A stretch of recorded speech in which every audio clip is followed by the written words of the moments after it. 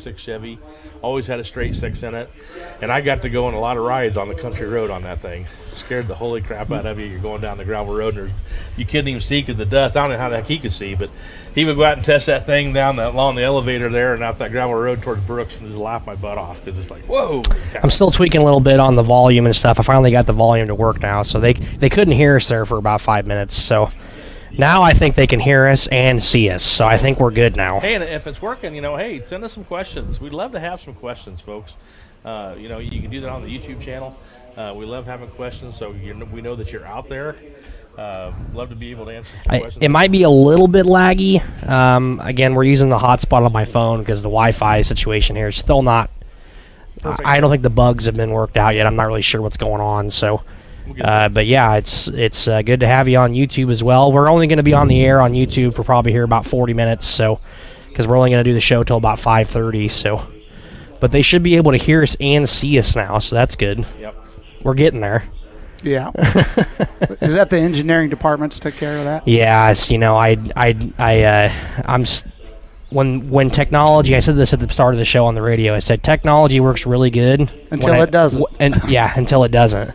And it took about 5 years just to get this computer to turn on today. I don't know what's going on. I guess we need to make sure during the week that it doesn't go completely dead, so we know that there's a charge. Well, it's been completely dead before, but it usually just turns on, so I don't know. I guess we should get here before 10 minutes before showtime to get stuff set up. So. Uh-oh. No, well, that was our fault, but we'll get the thing. It's just nicer when we're racing. All that stuff seems to go a lot better when we're racing. We race it and have the show at 5 instead of 4. So anyway. Tell you what, Tim, anything you want to go over? Like I said, Hall of Fame's a great night. It's my favorite night of the year, and like I said, we're going to push that back to June 7th, so we'll get that on the web, too, and make sure everybody knows. So we'll get the nominations done right now, and then we'll have the ballot out there very shortly. So we'll get our new class of 2025 going. So I think the only thing I'd like to repeat is if on the fans that are listening, if you've got some memorabilia you would like to display that evening, by golly, bring it, and we'll make that work out real good. Diligence with that, you betcha. It's absolutely. You can never have enough memorabilia to go over like that, and it's just history is awesome. So, and grew up in this place. I know you have too, and I always know a story you tell of you and Jimmy. Like I think you drew a picture of this place. I think I was supposed to be doing math. I know how that goes too. But you saw them. You were thinking of the future of this place, and it's pretty close to what we have right now as far as grandstand set up and stuff like that. Those of us that can remember the covered grandstand, that was the days too. Oh, and them people were smart because that's what kept the sun off of them because they had events in the afternoon. Yep. They didn't have lights, although lights come here in 54 or something like that. But what I remember too is if I usually sit outside of it most of the time, when you're running the covered grandstand, it's like, whoo-wee, that old sound reverberated in there. It was so much louder in there. When Lloyd Jorgensen would go by with that unrestricted Hemi. The most unique sound ever was that car. There was no doubt about that car. That was, our age, you remember that you never forgot that sound. Whoo-wee, that would tickle your ears. Oh, boy. So that was a good car. Yep, a lot of neat stuff. So, taking another break? Yeah, we'll take another break. Got a couple of young men over there we need to get on, and they're refreshing themselves right now, getting primed up to be on the radio show. Mm-hmm. So yeah, we're make sure everything's still working here. We'll go ahead and take another quick break. We'll be right back with you on Pitside Live.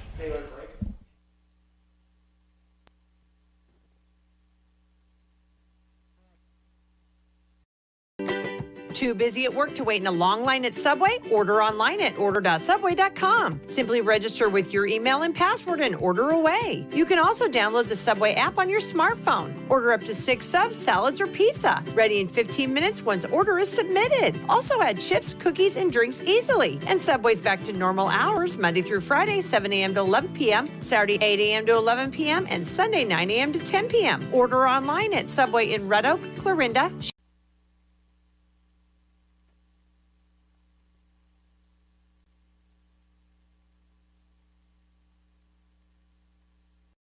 Best Finish Auto Sales and Service is proud of the quality used vehicles they sell and their dedication to serve the needs of their customers. Whether it's your first purchase or one of many that you've had, you can count on their dedicated sales staff to make the best buying experience possible. They also offer financing on your vehicle purchase. Best Finish can also take care of your service needs, from oil change, brakes, alignment, air conditioning, to any body shop and repair needs. Stop by Best Finish Auto Sales and Service at 209 Sharp Street in Glenwood for all of your vehicle needs.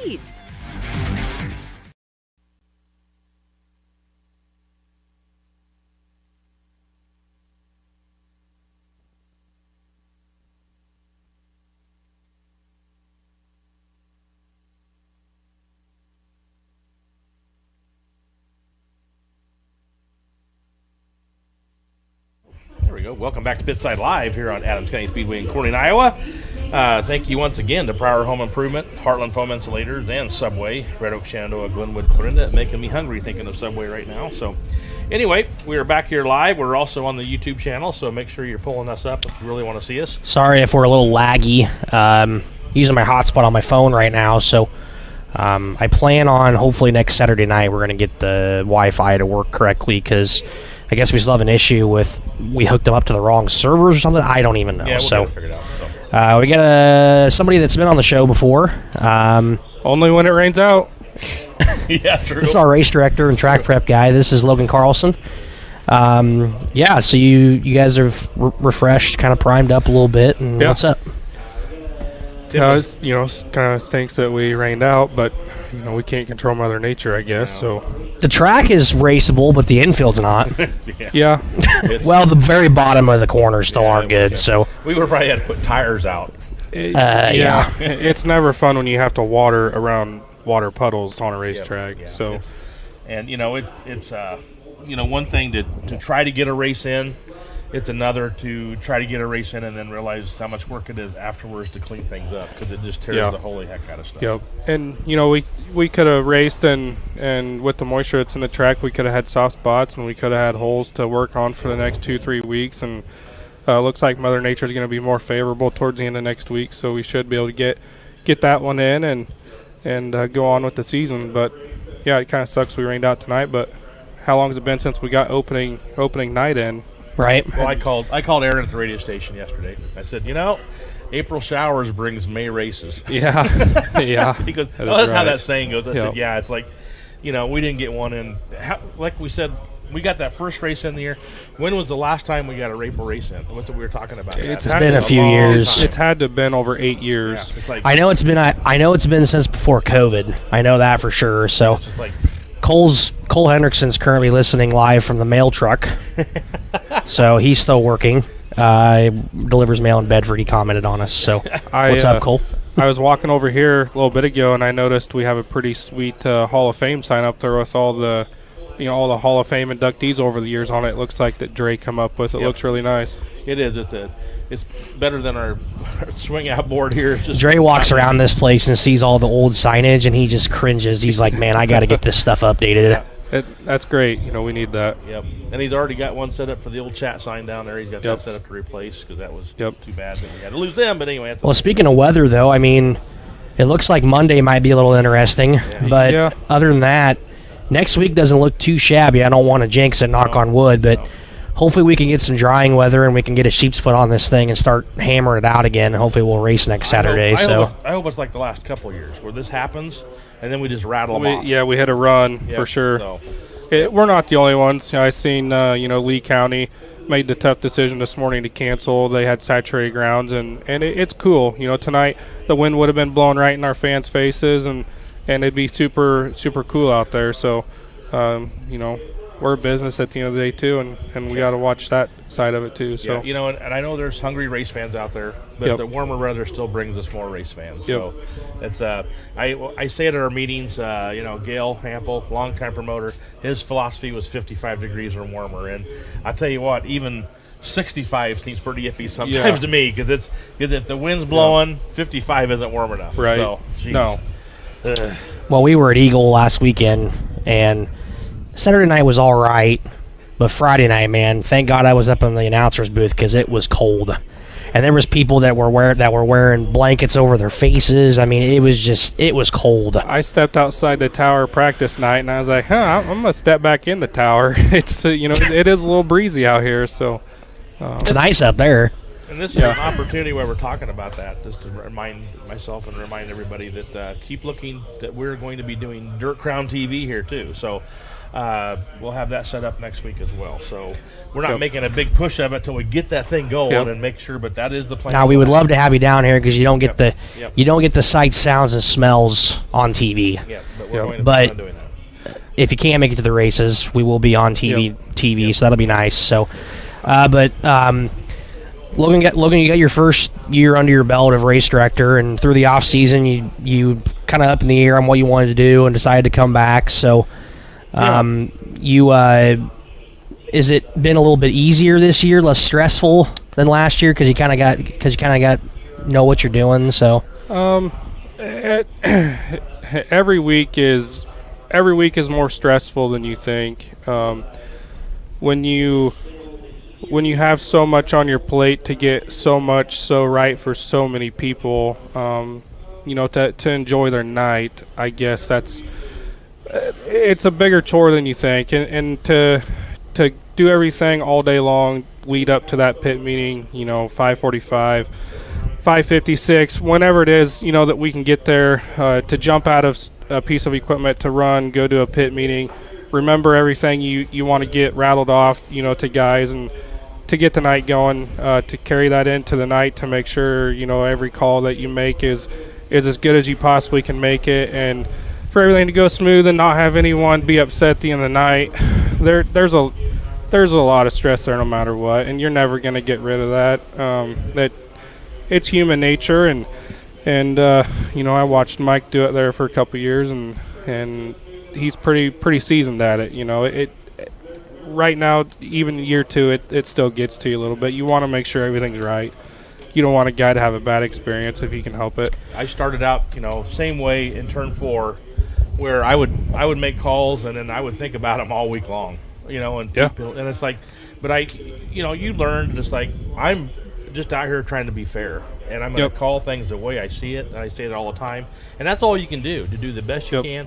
And the experts, and I'm calling them the experts that get on you, or call you and say this. It's like I say the same thing to them, like we're doing the best we can, and I said I would love to have you come on and put a headset on and try it. Just try to see what you think. It's not what you think it is. So and people have to keep in mind, on our side of it, we're trying to watch an entire racetrack, of between 12 to 22 individuals, and make sure we call it for every driver. Where a lot of people in the stands are watching maybe one driver, two driver, and that's all they really care about. And when that one thing happens to that driver, they notice it, but we didn't because we're watching the other 20 guys on the track sometimes, and it's tough. I was looking the other day at this. I measured the distance between the scores tower at Stewart and then the back of his racetrack, and our score tower and the back of our racetrack. And it is half the distance closer to see his back straightaway versus ours. Yep. That's over 750 feet. That's 2 football fields away that we're trying to make a call, in a split-second decision on a track, to hopefully get it right. So that's, it's always tough, but we do the best we can. And I feel like for the most part, the last couple of years, I think we've done a pretty good job at it. It takes help in every corner. That's one thing that I noticed too. Is it's kind of common sense when you think about it, but comparing Stewart to Corning, it's impossible to see everything at this racetrack. It's so big. I mean, it is at any track. I mean, it's one of those deals. It's just like what Logan said. We're trying our best to get what we can right. And we're not going to be able to see everything at all times because, you may be looking in turn 3 and something happened in turn 1 and nobody saw it. So, unfortunately, that's just how it works sometimes. And it's just that old adage you go back to. It's you can't please everybody. No, you never can't. will. It's impossible, but you try your best to do that. So, we're here to put on a show. We want people to come, and that's what we're here to do. So we do what we can, and we got to move on. Examples I use, like happened the last time we raced, is you've got 18, 19 cars out there, and you're concentrating most of the time on the leaders, and there's 4 or 5 battling, and then maybe you or 3 of us in Taro say, okay, I'll concentrate on this back half with these 2 rookies. Yep. Because it's like they'll spin out, Yeah. It's like, holy crap, Yep. here come the leaders. So that's what you have to do, and I think we're pretty good at coordinating that stuff over the years, and we've done that real well, and you've learned that too. But I tell people, it's like, there's nothing that makes me madder than we miss a call. I'm sorry, none of us saw it. It's like, and I hate that. And even when I do make a call, sometimes you go back that night and you go, okay, I don't have instant replay, but I got a memory in my mind. Well, Did I see what I thought I saw? It's very frustrating too when you go back just, on like Lois Derry's videos, Yeah, or now that we're gonna have TV, being able to go back and look and then you contemplate. You're like, man, did I make the right call? And those judgment calls are so hard. And was there contact made? Was there not contact made? We had a situation last week or 2 weeks ago in the hobby stock, same thing. You go back and look at it over and over and over again. And it's like, well, at the end of the day, you kind of learn from what you called right and move on and try to do better the next time. That's all you can do. Yeah. Yep. And at the end of the day, it still is a long season ahead. There's so much opportunity between now and the end of the year to make that back. It's nothing to terribly kick yourself in the butt over, Right. Opening night. So bad luck can happen to anybody any given night. Don't ever count yourself out. I know guys that missed opening night and still won a championship. But at the end of the day, nothing bad happened that night, and they get to come back and race the next week. So switch gears a little bit here. Talk about the track side of things. Added some dirt to turn 2, and you've got some other goals you would like to do too. So tell me some of those things that you want to do. Yeah, after the last race, we did a little track prep, get ready for winter. I kind of learned that if you can leave the track in good shape come wintertime, you'll have a lot easier experience come springtime. So we tried to go in, fill some of the holes that we had towards the end of the year, add a little bit of dirt with what we had without going out and attaining a bunch. I'm not saying that we still need to do that, but it costs money to do that. But I'd like to see us get some dirt added to the top of turn 2, exit of turn 2. I think it has helped just from what we saw so far this year. Guys have been able to hold that line up there a lot better than last year.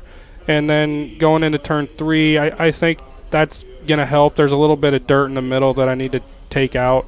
Get that entry a little better there. And then top of turn 4 and bottom of turn 4 needs a little work. It just takes time. It takes time throughout the week when you got dry days and when we don't have stuff going on, in the evening after work. And, I have an 8-month-old kid at home now, and it takes time to get some of that stuff done. So it probably really needs about 2-3 days, full days, 8-hour days spent in those areas. But the track is good the way it is right now, and it's raceable, and it is racy. You're just trying to improve it to bring out some back. new lines. Yeah. I mean, well, you race on it every week, and one thing keep in consideration that you probably don't think about is what a car's doing. They enter every corner. Every bit of dirt that starts in that corner, when cars go into the corner, they take it with them, right? They blow it off those corners. So in reality, you really need to come back around reverse around the track and bring that dirt back, back to where they took it, or even over the top. Yeah, over bringing the top. that dirt back over the top. And, so there's dirt that leaves that you don't think. How much dirt goes to a swimming pool? They got to clean dust off the swimming pool chairs every week. Yep. I'd hate to know what those filters and stuff look like during race season. I'll bet you it's bad. We're in a good spot, but I do got to make one mention here. Cooney passed me when he left and said I had to, and I probably do owe it to him. He told me here, I don't know, it's on record. If someone can, I'm sure someone has a video. Was this at the fire department one night? No, it wasn't. But I am on video saying that we wouldn't have Crown Vics here, and we do have them now. So I think it's been pretty interesting to see, and it has been neat to see some excitement in the guys that have them. He's had my ear longer than yours on that issue. So believe me, I know. I know. Something new. I guess a couple things on that subject, though. The guys that are building them, make sure you're looking at at the rules and what you can and cannot do. And if you have a question, just call and ask. We'll point you in the right direction. there was one the other day that didn't have quite the right, metal for the cage, and we don't want to see somebody get hurt out here. Correct. I get it, but they are making kits now that, they're expensive, but at the same time they're not, compared to what your life is worth, and just if you have any questions, reach out.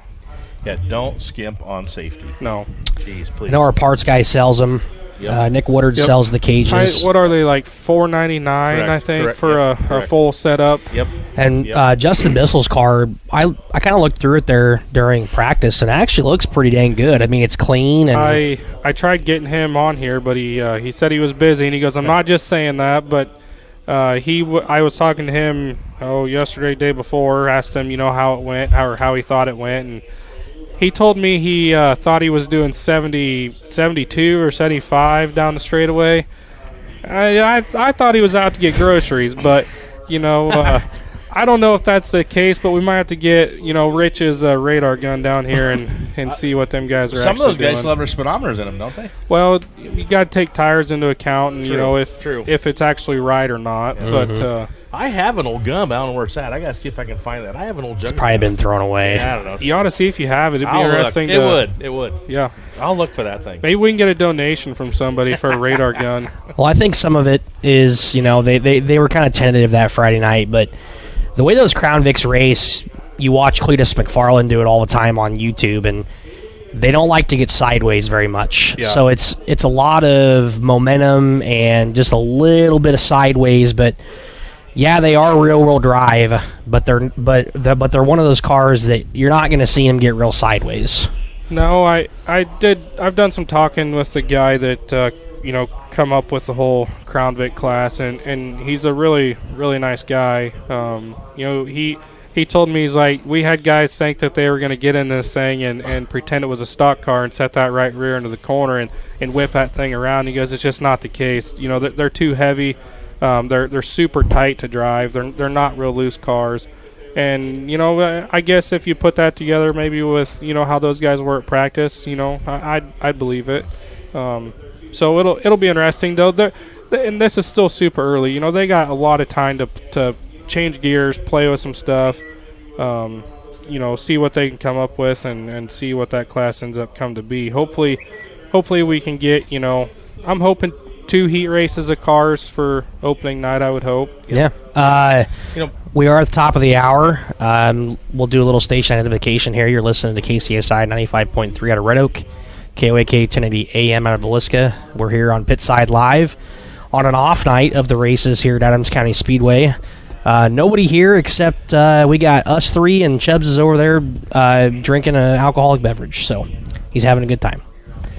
Yeah, So he's soaking it all in several ways. So anyway, the other thing, real quick about Crown Vics, I know you talked about Tim, and when we were talking about it at meetings, the only thing I kept saying is we got to find a way to get more people interested in the sport affordably.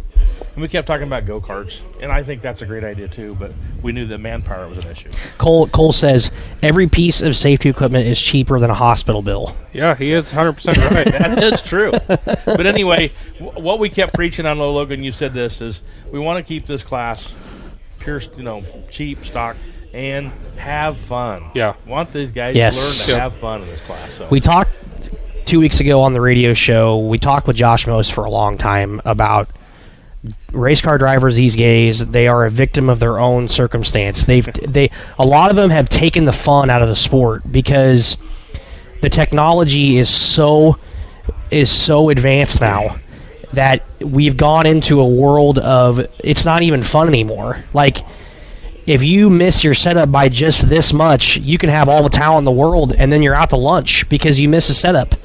What happened to the days of just throwing on 4 Hoosier tires and throwing a motor in it and a cage and racing?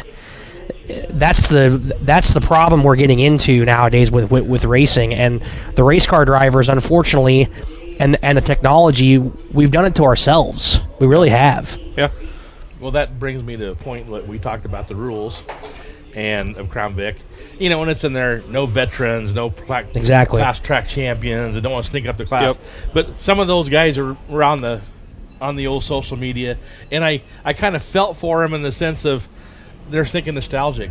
Oh, I'd love to come back and Yeah. What about they're thinking what about of a track championship from 2000? But seriously, I think they're thinking in respect of that would be fun. Yeah. That's how I look at what Right. they're out there Yeah. saying. They're not coming. They want Yeah. to come back and that'd be so Right. much fun to come back and just have some fun doing that. So. And I think the class absolutely has that capability and future goals of keeping it that way if we keep it that way. Correct. You know, Correct. if we allow people to push the limits and do extra stuff, it's just going to tumble into, to what compacts are today. Yep, that's what I was getting ready to say. Compacts are getting that way now. You can't, there's certain rules in certain classes that you look at today, and if you don't strictly come out and say you can't do that, guys are going to push the limits every bit they can. There, there's gray areas and there's not gray areas. But you have to try to keep that confined. And I think talking with the other guy that created this, I think he has the same thing in mind. He wants it to stay a fun, competitive class. We've talked about it. If this deal works out, what does NASCAR allow us to do? What can we do? Points? Do we make them go to NASCAR points? Do we keep them here and just run a track point? And I think some of that really should be a hard thought and the best for the future. Let's maybe not do a NASCAR point fun. Let's keep it a track only. Yep. And to your point, when I talked to that guy too, he goes, well, we've kind of started doing a case-by-case deal where, guys will come to me and say, hey, I haven't raced since 1990. Yep.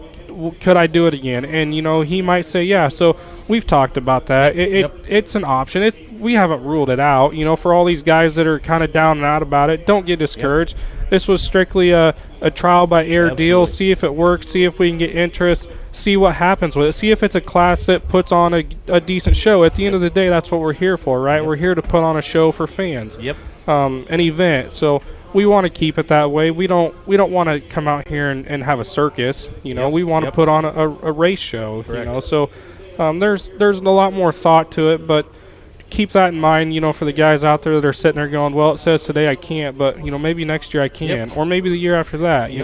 Let us figure stuff out on this end. Get things to where we think we can put out a good show for everybody. Absolutely. And you never know what might happen. It's a trial and error thing, and we don't know it unless we try. We don't know what it's going to look like unless we try certain things, and we may change the rules up next year and let more people race. You never know. I mean, for this year, we're just going to stick to what we came up with, and we'll see how it goes. And I mean, it's April, so I mean, we've got all summer to think about what's going to be happening here and see how many cars show up and see how things go. So right now, if we get 4, 5, 10 Crown Vics, it's not really a big deal at the end of the night to put out a 6-class show. But we start getting 15, 20 Crown Vics and 15, 16, 18 compacts and 18 modifieds. Man, our modified count opening night, what awesome. A good deal that was to see. For everyone that keeps saying modifieds are dying, they might be in a sense, but they're still around. They still want to race. So, but to put a product out there for a nightly show, we know anymore that fans, they don't want to stay here longer than 3 hours. Yep. They got little kids that they're ready to go home. So we want to put out a show out there and still get done at a reasonable time. Just the Crown Vics just hanging there with us. We'll make that decision.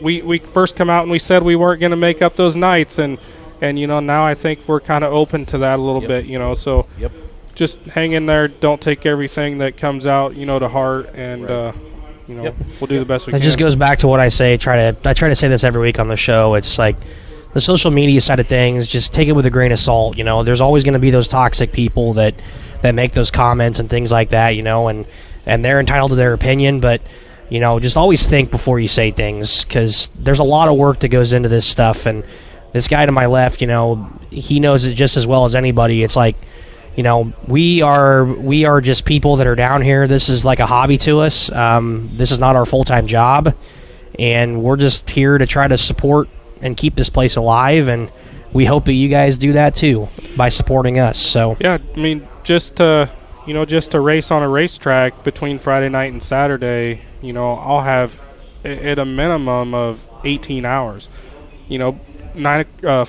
5 o'clock or 6 o'clock Friday to 9 or 10, you got 4 or 5 hours, and you turn around, you're here at 9, 10 o'clock Saturday, and you're here till 10 or 11. That's 12 hours, It's an all-day Saturday deal. There's 20 hours and potentially in 2 days, and for all the, the fair board that shows up here throughout the week, whether it's small electrical jobs, building a concession stand, half the winter, whatever it might be, there is many. If you want to take everyone's hours that shows up here, I wouldn't put it past saying that, between everyone, there could, in a week, be 60 hours put in between fair board members and track prep people, Friday and Saturday. So and there's a lot of time. To your point, you talked earlier, this is your second year, and I know the stress you went through last year because we talked, and you had a baby. And I had to chuckle to myself because I got to see your daughter last night for the first time in quite a while. And to me, she's at a stage now where it's so much better. Yeah. I think you've gotten to that point too, right? And I think I told you, I said, don't worry, it gets better. It really does. It gets better. It does. Yeah. It was pretty rough there for a while. But, that was and still is a hard decision. Yep. You picked a bad time to have a kid. That was your fault. But on top of what on top of what you just said is all these hours, that's also sacrifices to your family. Yes, it is. I mean, that's the other part that people don't think about. Yep. I think of it with raising Evan, but I also made him a part of this place. Yep. Because I think racing, and I say it on the radio show all the time, I said, we are one big family. And then I think it's a great family atmosphere down here, and that's the other part of it. We all stick together. The people that work down here, that are on the fair board, that do all this stuff, this place is a part of them. I mean, this is part of our lives. I mean, this is our livelihood. We wouldn't really know what to do every Saturday night if we didn't race. I mean, it's just like tonight. We're trying to figure out what to do. It's like, what do you do? It's like that's what sucks about the wintertime. It's like, well, I guess we're gonna play video games tonight, or I guess we're gonna just hang out. It's just this place is a part of us, and we don't want to see it die. And for those of you out there that are willing to get involved, we're always looking for people for help.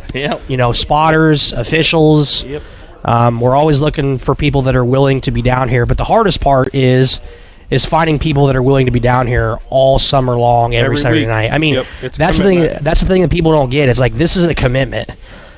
I mean, we start in April, and it's every Saturday night until October.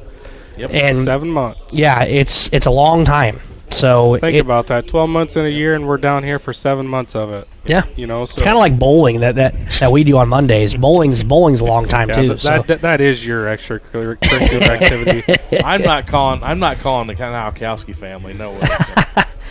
Just kidding. Dave. Though, kind of back to that thing. Me and you, grew up down here just as little kids, and we went to high school and went on and kind of left this place for a little bit and didn't really have much to do with it. And one day, we both come back and got on the board and talked about it many times. Should we not? And I think we've taken it in and done pretty good with it. We've been here through a lot of updates and well, we're the future. I mean, the new generation. Like I said, the new generation is taking over. It's good. Yeah, but it has to happen.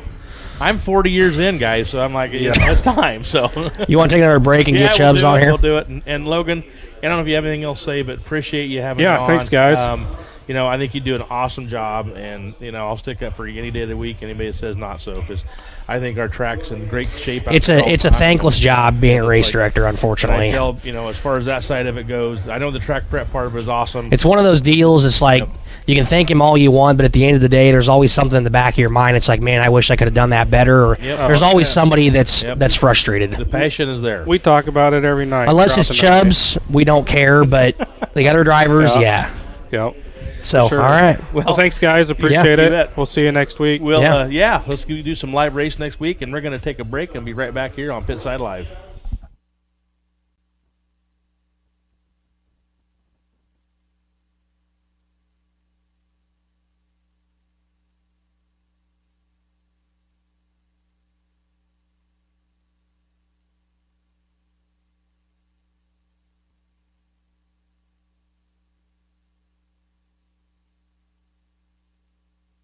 What if we could harness the power of the sun by using the earth to transform the way we use energy?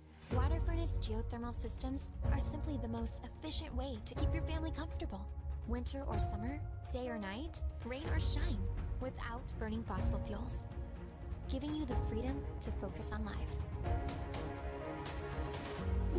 Call Camlin Mechanical or visit CamlinMechanical.com for your water furnace needs today.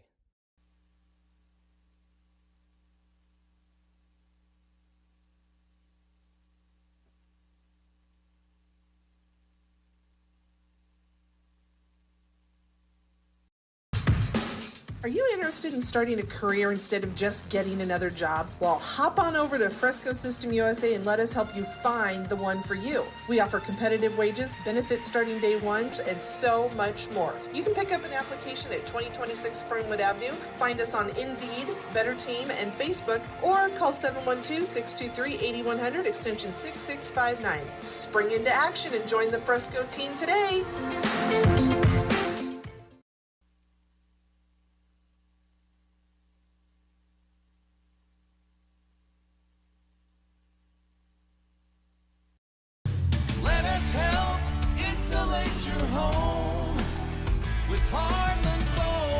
No matter what your insulation needs are, Heartland Foam Insulators is your go-to company. From removal to blow-in to foam, they are ready to go to work for you in any type of building, whether it be an existing house, new construction, a metal building, commercial building, or a unique project. Call Heartland Foam Insulators today at 712-623-4515 or heartlandfoam.com.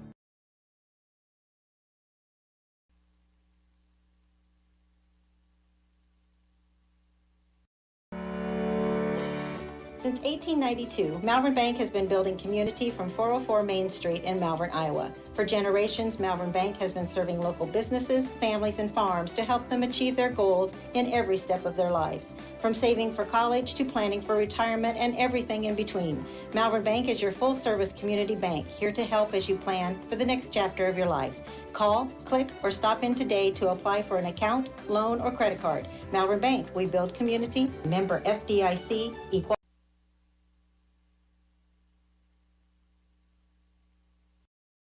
Furniture, appliances, mattress sets, lift chairs, bedding, recliners, and more. S&S Appliance, your hometown furniture store in Clarinda, just received a large shipment of appliances. They have a huge selection of stoves, refrigerators, chest freezers, and microwaves. And if you need a mattress set, they have them. Plus bamboo sheet sets. They offer full service from start to finish with competitive price guarantee. S&S Appliance also offers delivery and installation. Stop by S&S Appliance on the square in downtown Clarinda.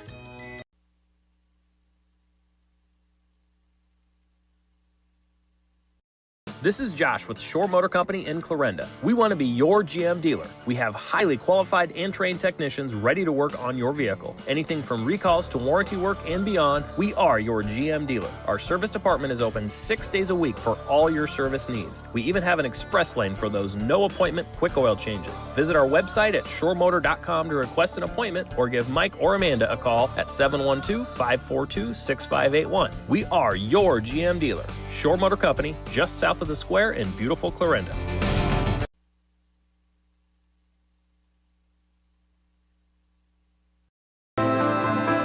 Just as your local State Farm agent teams combine good neighbor service with surprisingly great rates, you can combine your home and auto. And guess what you get? That's right, good neighbor service with surprisingly great rates. This is your local State Farm agent, Dave Carball, and we promise to deliver the service you deserve at the price you want. My State Farm team will help you mix and match things perfectly.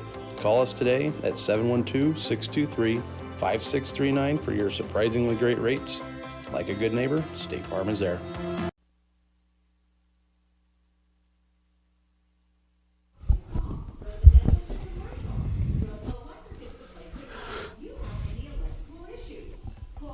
Welcome back, race fans, to Pitside Live here down at County Speedway. Yes, we're live on the air on KOAK Radio 95.3 and the YouTube channel on your website, but we're not live racing tonight, unfortunately, folks. So we're really sorry about that. You could have brought your inline boat. Yeah, well, not quite that bad. Mud truck. Yeah, I could have brought the mud. Yeah, could have brought the mud hog over, I guess. But so yeah, let's we'll be here next week. We're going to be live racing next week. Along Yeah, with the live weather show, does look a lot better for next week. Other So than Monday, I know they're already yakking about it. well, and all this people were complaining to me about it. I said, hey, we didn't start racing last year until May. Yeah, so. And Logan and I, we just talked about it before the last break. It's, we don't get to race in April very often. So I tell everybody that April is a crapshoot. Less than Yes. 50-50. So.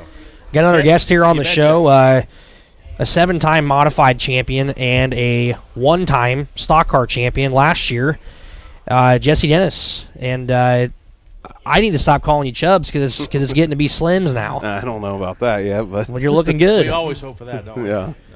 Feeling better, looking better, but Feeling better, can move around better and crawl around. maybe that's why you're a little bit slower though on the track because there's not a lot of left front bite. Not getting my rear and my bite. Started the stock car off right, though. Yeah, I just think Literally left everybody in the dust. yes, yeah, right. I just think, and I don't know how you feel about it, Chubbs, but just from watching you, the stock car just fits your driving style.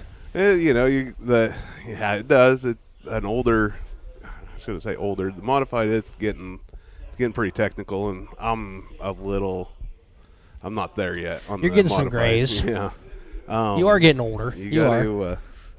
I think there's a lot of tools they need to get, and there's a lot of loads and stuff like that, and technology that we need to be working on, and so we're trying to get there. Hopefully soon. We talked about it again before the break about how the technology is kind of getting out of hand a little bit. And I think that's one of the big hindrances with these modifieds nowadays is how technical they really are. I mean, late models are kind of the same way. We're getting to a point where air is a big deal now, and there's that bird cage in the back, and there's shocks, and there's springs, and there's camber, and there's tire pressure, and there's brake bias. I mean, it's just like yeah, that especially down here, air is huge. I go, you get out front, it's huge. Yeah, you feel like you can just do whatever you want. And the stock car don't really have that kind of aero yet. I'm gonna guess it's gonna get there eventually. Oh yeah, I mean, they're looking more and more like late models every day. Yeah, The stock cars are. We kind of screwed it all up ourselves. So. Yes, I literally said it. I said that earlier. I said, unfortunately, we are a victim of our own problem. Yep. Is we're doing it to ourselves, and that's the problem. And I think stock car racing's in a good place right now because everybody's kind of even. Yep. And we talked about it with Josh Most on the last show. Is sprint cars are in a really good place right now because the technology peaked, 10, 15, 20 years ago. There's not there. What else can you do to a sprint car? I mean, move the wing front and back and motor and shock. But with modifieds, it's still evolving. Yeah, you got there's like load sticks out there, and you should have spring smashers. I don't have a spring smasher yet. Gonna work on trying to get one of those this winter. It's just it's a $6,000 piece of a tool that you need to have, and you work on loads.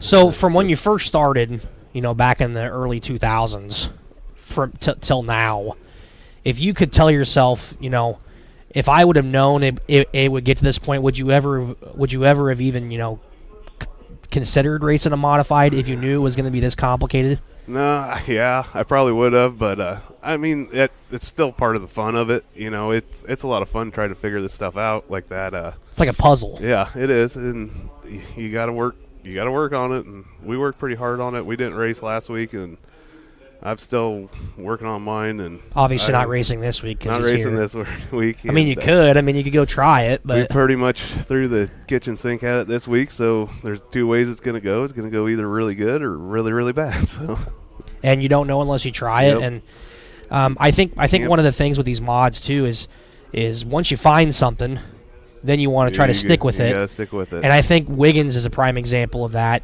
Is they found something at the end of 2 years ago. And Gar literally said, he's like, I don't really do much to it. So I think they're in that boat right now where they're just comfortable with what they've got, and I think you're just trying to try different stuff. Yep, and there's a lot of stuff that we still need to do and work on. So hopefully we can get there soon. And we worked on it quite a bit, and I don't know. I think I've built 4 sail panels so far this year to try to make my car a little better, and we'll find out. That's the other thing too. Is Logan was showing me some pictures of I didn't realize until I really paid attention to it. Those sail panels, every car is different. Oh yeah. Like the angle of its coming off. I mean, the jet mods are different, and the Skyrockets are different, and the Brand X are different. Everything's different. Yep. And you talked about air. I mean, that's all part of the air thing, and air is so big down here. Air is going to be big, especially here, and that is a big thing around here. So that's what we're working on right now. I don't know. We'll see how it goes this coming next week. So. And I feel like with the SLMR series, it's the same way. Late models have gotten to a point now, too, where they're so aero dependent. And when you get to these big racetracks, I mean, if you get stuck behind a car and you get your air messed up, I mean, you're losing 2-3 seconds right there. Yep. And there's nothing you can do about it. Yep. Yeah. And, like even being behind traffic, sometimes that'll even screw you up. You get out of that air and it'll just all of a sudden get. What does it feel like? Does it just feel like your car is just like bogging down, or like does it grab it, or? You're just mainly like tight or loose or just whatever it does. It seems like it kind of screwy. It doesn't want to turn screwy. right. I'm not 100% sure how it all works, but I do know when you're like kind of following somebody, your car does change a lot. Going down the backstretch, sometimes your helmet is bobbling quite a bit, especially here. So I'm gonna change subject, and we're going on a sore subject, not for me, but like a controversial subject. So you've raced here your whole life, and you've raced other tracks, and I still hear spits and spatters from different people, some beside me, like, oh, I don't know, we're maybe too big a track, and we're this, and I know I'm open. I'm nostalgic. I'm historical. I love this place. And you get people come in and say, oh, don't test the place. And you get people, oh, it's too big. And you talk to drivers that it's like a monster. And you go, oh, no, I like to go fast. And it's like, what's your opinion? I mean, do you like a shorter track? I mean, you've raced here your whole life. I mean, and you're pretty darn successful here. I like the longer, the bigger tracks. I do like going up to Stewart. Stewart's pretty fun once in a while. I wish you would not go out and water it right before a feature and make it a topside dominant track so you can at least do something. But I do like a little bit of shorter tracks. Like I went out to Beatrice this year and I had fun out there. I like a little shorter. I mean, if you shorten it up, I want to go a whole lot. Maybe make it a 3/8, a bigger 3/8 or something. But I know it's a huge decision, controversial, but things change. I know that too. I mean, it's just generations. More, it seems like the new generations that are coming in just. I always laugh and say, they're more Ricky Bobbies. You don't want to go fast, but you're still going fast on a short track. But I think the technology side of it has a lot to do with it too. Is the way the technology pieces of it works is it's more suited for shorter racetracks, unfortunately, and that's just how it is. I mean, and I think aero is at the forefront of that. Is when you get to these bigger racetracks, we're getting all these different variables in there, and aero is so huge, and it's like. I feel like that's the unfortunate part about racing on big racetracks nowadays. I don't know if the aero is that big a deal on the little like the Stewarts and stuff like that. At the end of the day, it's all going to help eventually. If you can get out front and get that air where you can use it, but eventually, on that shorter racetrack, you're going to also be in lap traffic pretty quick. So Logan just made a point. And maybe that's why everybody is liking the shorter racetracks, because it kind of does keep it to a minimum. It takes that out. He just made a point that's true. There's more and more smaller tracks, and gears have become an issue. Gears for our track are getting probably harder to find. It's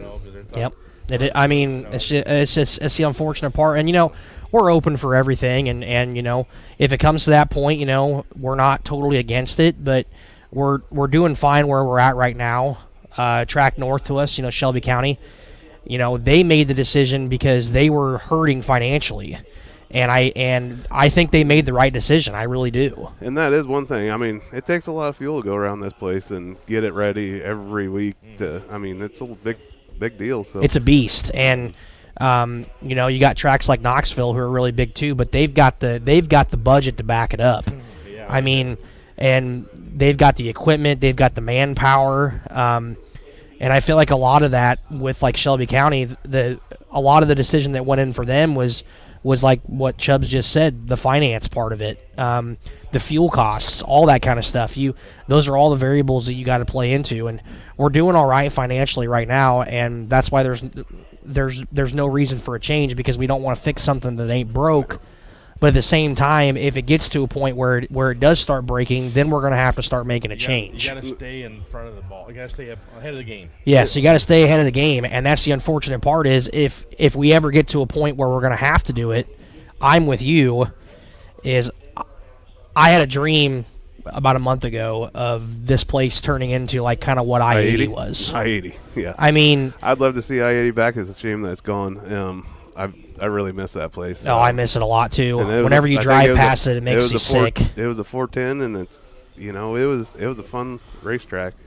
It was in my opinion probably top 10 best tracks in the country, in my opinion. I mean, it was amazing. To me, because of our bleacher situation and what I could see, would be, if you could widen, higher bank, wider coming out of corners, that type of stuff could be fun. So yeah, I understand. It would be, and dirt plays a part in it too.